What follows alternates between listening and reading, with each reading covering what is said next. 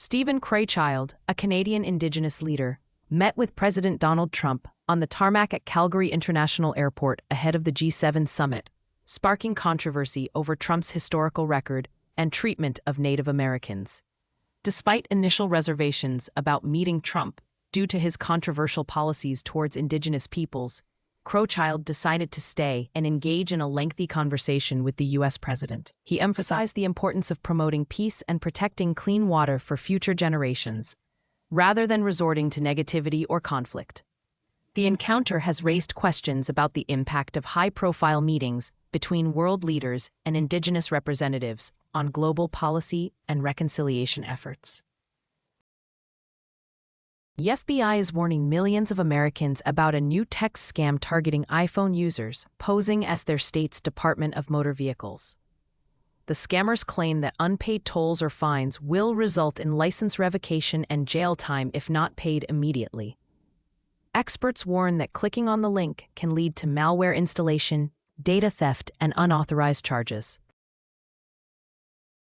U.S. Customs and Border Protection, CBP, agents from Immigration and Enforcement, ICE, along with U.S. Marines, raided a popular swap meet in Santa Fe Springs, California on Saturday.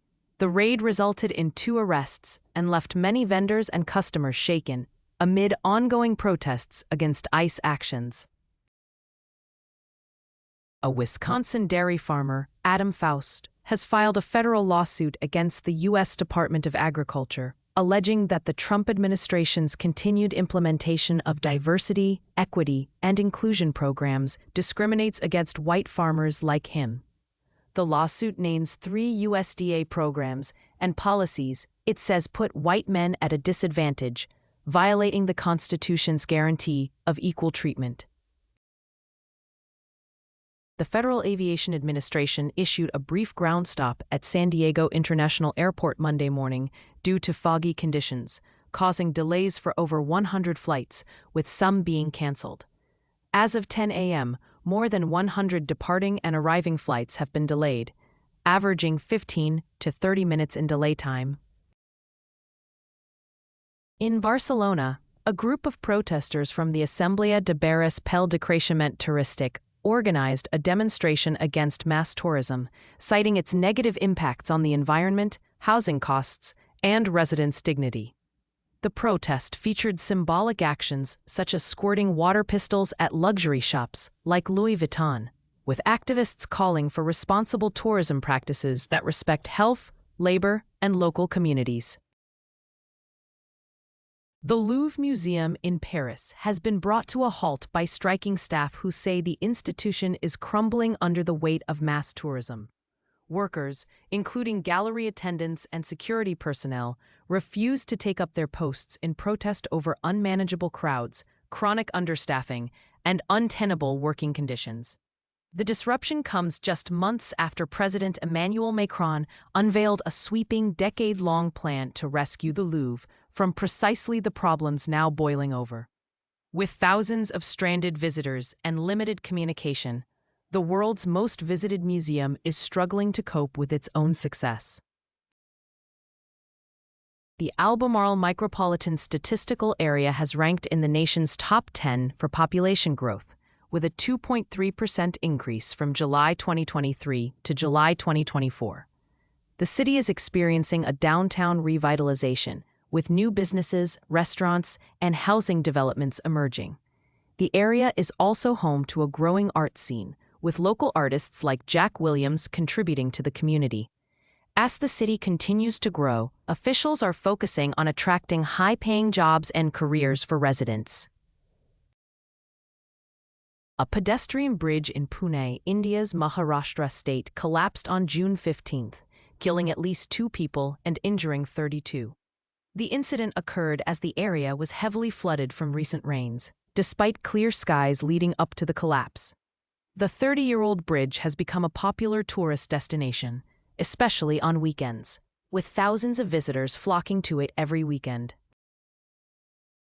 Scientists have found ordinary matter hiding in a diffuse cosmic web between galaxies, accounting for the previously missing 50% of the universe's matter. The discovery was made using powerful bursts of radio waves from 69 locations in space, detecting gas spread out across vast expanses. As retirees seek affordable alternatives to Florida, West Virginia and South Carolina are emerging as top destinations, offering lower property taxes and a more affordable cost of living. However, both states have their challenges, including access to healthcare facilities in rural areas and hot summers. Retirees should carefully consider their finances and weigh the pros and cons before making a move. Saturday's nationwide No Kings protests drew millions of people who gathered to voice opposition to the monarchy and advocate for a more equal society. The event was organized by several groups to coincide with Donald Trump's birthday parade. While some attendees held signs that were cleverly crafted, others expressed frustration and anger towards the royal family. The protests were largely peaceful, but not all attendees had good things to say about Trump. U.S. Senate Republicans propose ending the $7,500 tax credit for new electric vehicles 180 days after signing into law. The bill would also exempt U.S.-made car interest from taxes and phase out EV battery production tax credits in 2028. A German shepherd leaped from a vehicle and chased a young wolf across a road in Yellowstone National Park, where the dog's owner had left it unattended. The incident occurred near an animal carcass, and the wolf attempted to access the food source while navigating through tourists. After a brief standoff, the wolf continued its journey to find breakfast on the other side of the river. In a 36-minute video, tech YouTuber Bringus Studios disassembles and tests the Valve Steam Deck prototype sold on eBay, revealing surprising similarities to the retail unit despite initial performance issues. Arthur Alu, 39, a successful fashion designer and former contestant on Project Runway, was shot and killed during the No Kings protest in Salt Lake City. The incident occurred during a counter-protest against President Donald Trump's military parade, which marked the Army's 250th anniversary.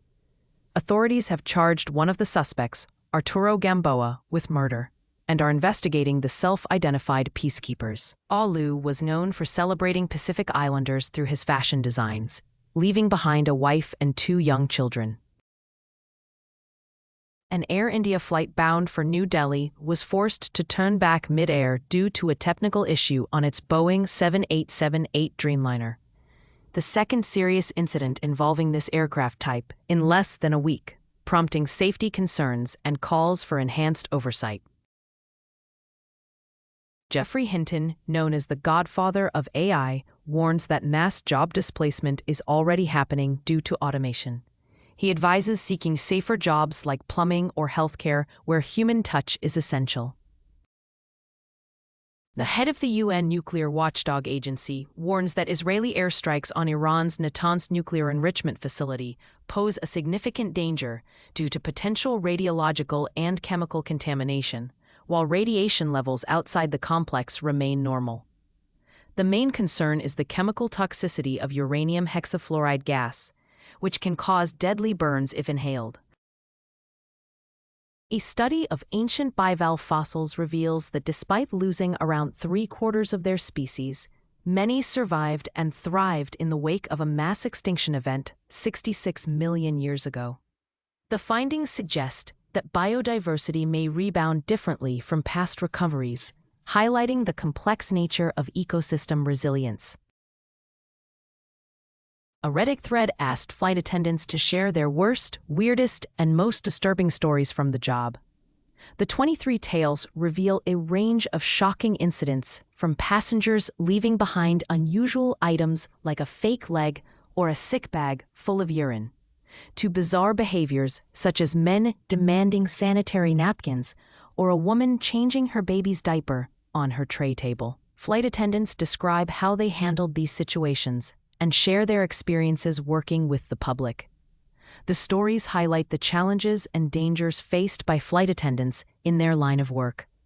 They also reveal the importance of maintaining professionalism, staying calm under pressure, and prioritizing passenger safety. The tales offer a glimpse into the often unseen world of flight attending and the unique experiences that come with it. Vance Bolter, a 57-year-old former security contractor and devout Christian, was captured on Sunday after killing former Minnesota House Speaker Melissa Hortman and her husband Mark. Authorities say Bolter's motives appear to be politically motivated, targeting abortion rights defenders and Democrats. The shootings occurred in 2 homes near Minneapolis, leaving 2 survivors. Law enforcement officials have declined to speculate on Bolter's motivations, asking the public not to jump to conclusions. Vishwas Kumar Ramesh, a 40-year-old British man, survived the June 12 Air India plane crash that killed 241 people. He calmly walked away from the wreckage despite being injured and spoke of the terrifying ordeal from his hospital bed. As Russia's use of fiber-optic drones in Ukraine continues, soldiers are relying on low-tech shotguns as their best option for defense, given the lack of effective countermeasures against these unjammable drones. France has shut down main Israeli defense stands at the Paris Air Show, citing concerns over attack weapons, sparking a furious response from Israel and inflaming tensions between traditional allies. France's move is part of its increasingly hardline stance on the Israeli government's actions in Gaza and military interventions abroad. Personal finance influencer Ramit Sethi warns middle-class individuals to avoid buy now, pay later schemes due to high interest rates and predatory practices. He advises consumers to be cautious of companies like Klarna and Affirm, which charge up to 36% interest for missed payments, making it difficult for borrowers to pay off debts. Sethi also cautions against for-profit colleges, timeshares, and credit cards, citing their potential to trap middle-class individuals in debt. Bitcoin has been stuck in a 10% trading channel for 39 days, the longest range-bound streak ever recorded. Experts weigh in on how to trade Bitcoin during this lull and where it may break out next. The NAACP announced Monday it will not invite President Donald Trump to its national convention next month in Charlotte, North Carolina, citing his work against civil rights and multiple lawsuits filed by the group. Apathy, or a lack of motivation and interest, is often overlooked as an early sign of dementia. According to neurologists, apathy can be a symptom of various types of dementia, including Alzheimer's disease, Lewy body dementia, and frontotemporal dementia. Apathy may be caused by chemical changes in the brain, cell losses, or situational factors. While apathy is not a condition, it can indicate cognitive decline. Neurologists recommend regular exercise, a Mediterranean-style diet, socially engaging activities, stress reduction, and high-quality sleep to slow cognitive decline. If concerned about cognitive decline, speak with a primary care physician and seek testing for early diagnosis. Moises Sotelo Casas, a U.S. resident since 1990s, was taken into Immigration and Customs Enforcement custody outside his church in Newberg, Oregon on Thursday. His daughter says he doesn't have a history of crime and may be detained due to changed immigration policies under President Trump's administration. ICE is seeking to detain criminals, but Sotelo Casas denies this. The detention has sparked fears among the community that similar incidents could happen again, leading to a decline in church attendance. A group of protesters in Barcelona, Spain, are using cheap water guns as a symbol of discontent with over-tourism, which locals claim is driving them from their neighborhoods. The protests have become more aggressive, with some demonstrators spray painting hotel doors and lampposts with stickers featuring the image of a squirting water gun. Donald Trump's military parade failed to impress due to poor planning, disorganization, and incorrect crowd management. Despite an estimated 3,000 to 5,000 attendees showing up in the wrong location, the event was marred by herded cattle-like crowds being ushered out of viewing zones without seeing the parade. The event's poor execution has led to widespread criticism from attendees. including journalist Amanda Moore and live event production firm founder Doug Landry. The U.S. Department of Veterans Affairs has updated its bylaws, allowing medical staff to refuse treatment based on their personal politics. The change was made in response to President Trump's executive order aimed at stripping government protections from transgender people and denying federal funding for gender ideology. Under the new rules, doctors could question veterans about their political activity and affiliations, sparking concerns among experts that it may lead to politicization of the U.S. military. Iran tells Qatar and Oman that it will not negotiate a ceasefire while under attack from Israel, amid escalating conflict in the region. Israel's surprise attack on Iran's military command and nuclear sites has raised fears of a wider conflict. Iran vows retaliation, with the U.S. and other nations calling for calm. Iran has established state-approved Bitcoin mining operations, generating an estimated $1 billion in revenue, as it seeks to circumvent international sanctions. The country's energy surplus and cheap electricity have made it an attractive destination for Chinese firms looking to mine Bitcoin. Iran's move is part of its digital money initiative, which aims to use the digital rial, a state-backed stablecoin, for retail transactions. A new study finds that appendix cancer diagnoses are rising sharply among young adults in the U.S., with rates more than tripling among those born between 1976 and 1984. The researchers attribute the trend to environmental exposures, which may be linked to obesity, lifestyle changes, and other factors. Thousands of protesters in Spain use water guns to combat over-tourism, demanding an end to the economic model that fuels housing crunch and erases local character. Demonstrations take place in Barcelona, Mallorca, Granada, San Sebastian, Ibiza, and Venice, as residents push for a rethink of tourism policies. At least 6 people have died, and thousands are affected after flash flooding hit parts of Ohio County, West Virginia, with up to 4 inches of rain falling in just 40 minutes. The storm caused widespread damage and left residents cleaning up their properties on Monday. Bitcoin is a digital currency that exists only online, recorded on a secure notebook called a blockchain. There's no central bank, and thousands of computers around the world share the ledger. Miners use powerful computers to solve hard math problems, earning new bitcoins as rewards. With only 21 million bitcoins in existence, their scarcity gives them value. It's like limited edition trading cards, where agreement on their authenticity is crucial for fair trade. Cyprus President Nikos Christodoulides has appealed to the European Union to intervene in the rapidly escalating crisis between Iran and Israel, after projectiles were fired from Iran towards Israel. Cyprus has offered to assist in evacuating third-party nationals from the region and called for restraint from all sides. For over 63 years, Coca-Cola has increased its annual dividend payout, making it one of the most reliable dividend stocks on the market. Despite facing headwinds and economic downturns, Coca-Cola's pricing power and strong brand loyalty enable it to maintain revenue growth and increase dividends consecutively. With a yield of around 2.7%, Coca-Cola offers a more than double the current S0 average, making it an attractive option for long-term investors seeking stable income.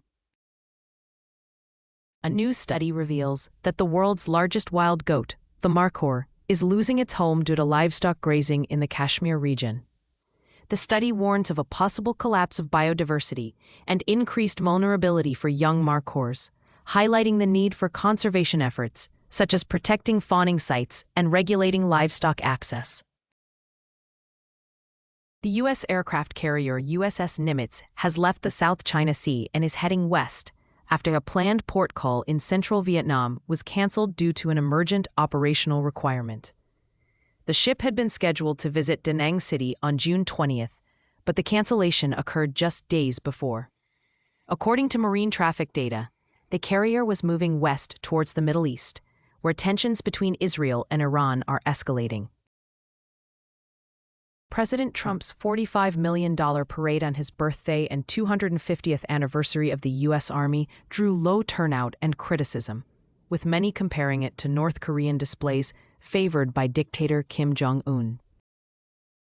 Despite graphic video evidence of violent clashes between protesters and law enforcement, major media outlets have downplayed the scale and intensity of the Los Angeles riots, instead framing them as largely peaceful or portraying Trump's response as provocative. The Associated Press highlighted a historical example to downplay the violence, while PBS reported on quiet scenes in downtown LA, only to later acknowledge that looting had occurred.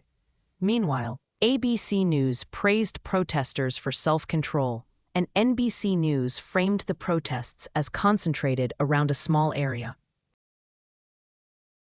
Ravi Thakur, a cook at an Indian college hostel, is searching for his missing 2-year-old daughter and grandmother after the Air India plane crashed into the building. At least 271 people died in the crash, but Thakur holds on to hope that his family members may have survived, given the miraculous survival of one passenger. In a major operation, Israel has destroyed a pair of F-14A Tomcat fighters outside hardened aircraft shelters at Mehrabad International Airport in Tehran, dealing a significant blow to Iran's air defense capabilities. The strikes are part of Israel's campaign to dismantle Iran's air defenses and limit its ability to operate freely over the country. The 17 ousted members of a federal vaccine advisory committee have accused Health and Human Services Secretary Robert F. Kennedy Jr. of critically weakening the U.S. vaccine program, citing concerns over his dismissals and the loss of institutional knowledge. Thousands of protesters in Barcelona and southern Europe took to the streets to demonstrate against over-tourism, citing rising housing prices and displacement of locals.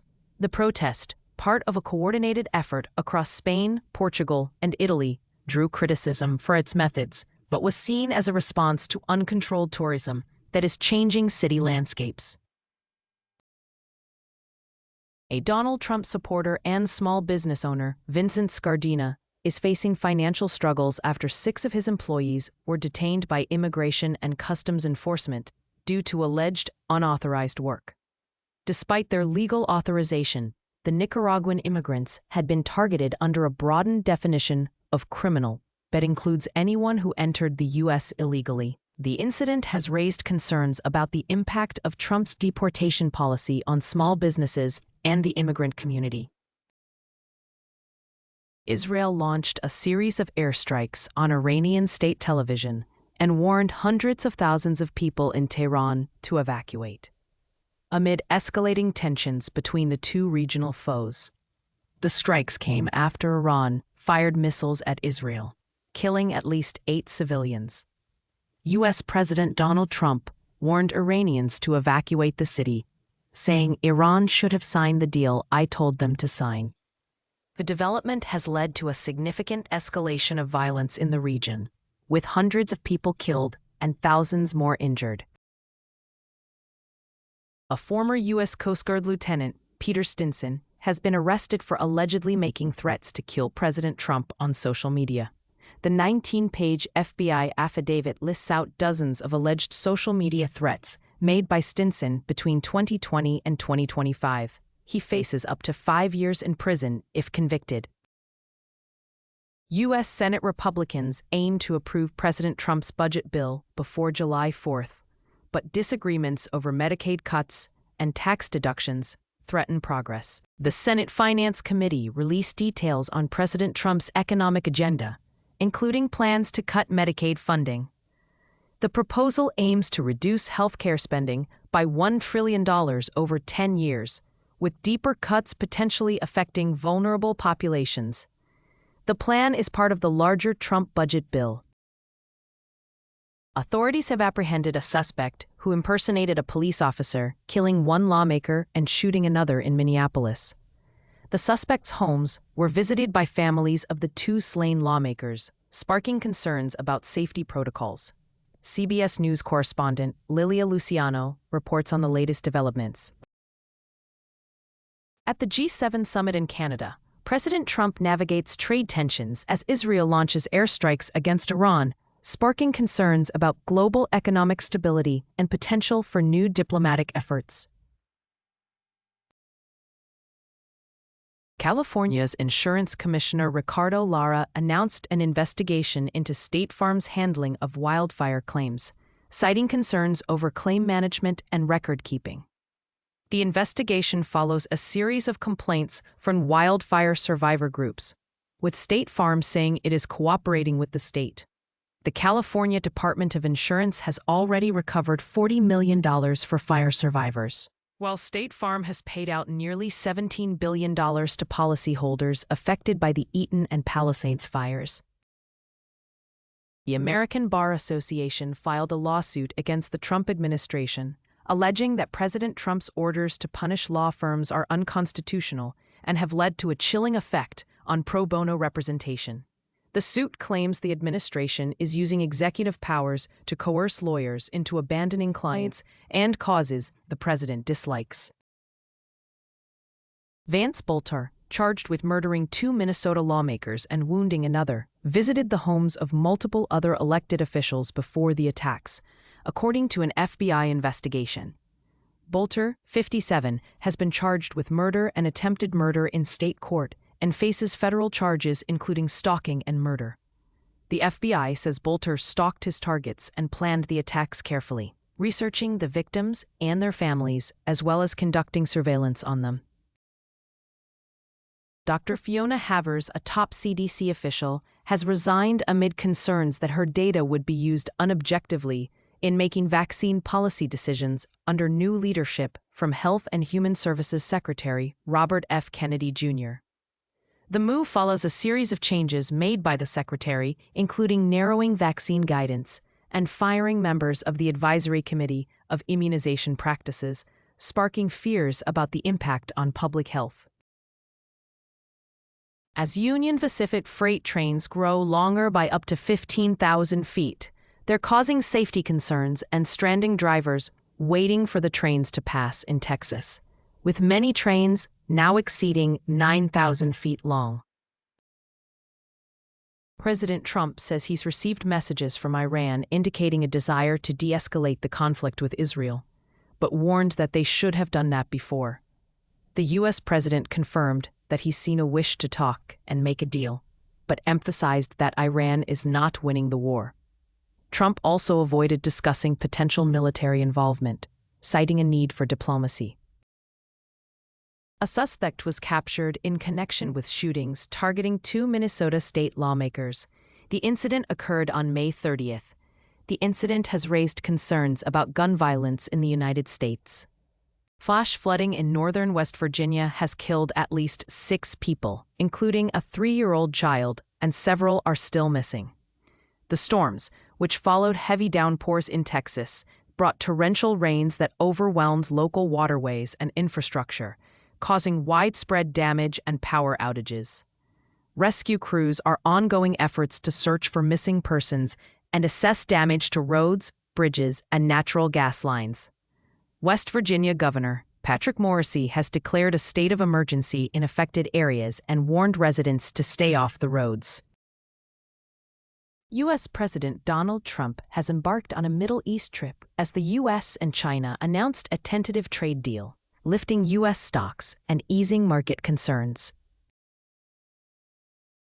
Users of Meta's AI app are complaining that their private conversations are being accidentally shared on the public feed, according to tech journalist Yasmin Khorram. The issue has raised concerns about data security and the potential for misuse of sensitive information. The U.S. and China have agreed to temporarily ease tariffs for 90 days, while top military chiefs from Pakistan and India are set to discuss next steps after a ceasefire in the region. The ongoing conflict between Israel and Iran is causing concerns about oil prices, with Wall Street reacting positively as crude oil futures rise. CBS News Money Watch correspondent Kelly O'Grady reports that the tensions have increased the risk of disruptions to global oil supplies. leading to a surge in oil prices. The U.S. Energy Information Administration, EIA, has also reported a significant increase in U.S. oil imports from Iran. As a result, investors are shifting their focus to safe haven assets such as gold and bonds. Despite the risks, many analysts believe that the conflict will not have a lasting impact on the global economy, with most predicting a relatively smooth recovery. Two prominent labor union leaders, Randy Weingarten and Lee Saunders, are leaving the Democratic National Committee, DNC, after disagreements with Chair Ken Martin over the party's future direction. The departures come amid internal controversies surrounding activist David Hogg's election as a party vice chair, which was voided by a committee vote in June. President Trump is directing Immigration and Customs Enforcement, ICE, to increase deportations in cities led by Democrats. According to a report, the move comes as part of a broader effort to crack down on immigration enforcement under the Trump administration. Vance Luther Bolter, a 57-year-old man from Minnesota, has been charged with first-degree murder and attempted murder after targeting two lawmakers and their wives in separate shootings. Governor Tim Walz described the attacks as politically motivated. The suspect was taken into custody after a nearly 43-hour-long manhunt, during which he was found hiding in the woods near his home in Green Isle. The victims are State Representative Melissa Hortman and her husband Mark, who were fatally shot at their home in Brooklyn Park, and State Senator John Hoffman and his wife Yvette, who were wounded at their homes in Champlin. Investigators believe the suspect impersonated a police officer and used the trust of this badge and this uniform to manipulate their way into the home. The motive behind the attacks remains unclear, but authorities are investigating whether Bolter knew the victims personally. The U.S. State Department has raised its travel advisory for Israel to level 4, warning citizens of armed conflict, terrorism, and civil unrest due to escalating exchanges between Israel and Iran. At least 24 people in Israel have died and 224 killed in Iranian attacks, prompting the U.S. Embassy to shelter in place and cancel a planned visit by House Speaker Mike Johnson. President Trump stated that Iran is seeking to reduce tensions with Israel during a press conference at the G7 summit in Canada, amid reports of Russia's exit from the G8. Trump also mentioned Putin's absence at the summit. CBS News' Natalie Brand provides further information. President Trump has ordered federal immigration officials to focus on deporting undocumented immigrants from cities controlled by Democrats, citing concerns about voter base expansion and election interference. The move comes amid protests against the Trump administration's immigration policies, with targets including Los Angeles, Chicago, and New York. ICE was previously directed to halt enforcement at farms, restaurants, and hotels due to industry concerns. But this pause has been lifted, allowing for increased focus on deportations. The world's most visited museum, the Louvre, was shuttered on Monday due to a staff strike over unmanageable crowds, chronic understaffing, and untenable working conditions. The museum is struggling with water leaks, outdated infrastructure, and foot traffic beyond capacity, prompting calls for reform and investment in its renovation plan, which includes a dedicated room for the Mona Lisa. At least 34 Palestinians were killed in new shootings near food distribution centers run by the Gaza Humanitarian Foundation in the south of the Gaza Strip, with witnesses saying Israeli troops opened fire on crowds trying to access the centers. The violence follows concerns over the GHF system, which has been criticized for allowing Israel to use aid as a weapon and putting civilians at risk. A 31-year-old Bangladeshi immigrant separated from her husband after alleging abuse, fearing deportation due to his threats and the rising threat of deportations in the U.S. Despite filing a VAWA petition, she waits for an uncertain outcome due to massive backlogs and vetting processes. Lawmakers are working to address California's insurance crisis, which has been exacerbated by the recent LA fires. A flood of new bills aims to reform the FAIR Plan, a type of insurance designed for those unable to afford traditional coverage. The process is taking longer than expected due to disagreements among lawmakers, but progress is being made. As private insurers shrink coverage in low-risk areas, California's FAIR Plan is expanding to fill the gap, leaving thousands of homeowners without affordable insurance options. The state's strategy aims to encourage private insurers to take on more customers in high-risk areas, but experts warn it may not be enough to address the growing crisis. California's insurance commissioner has pledged to increase transparency following a CBS News investigation revealing the lack of financial disclosure from the state's insurer of last resort, the FAIR Plan. The public has been footing the bill for the FAIR Plan's debt, which has raised concerns about accountability and fairness.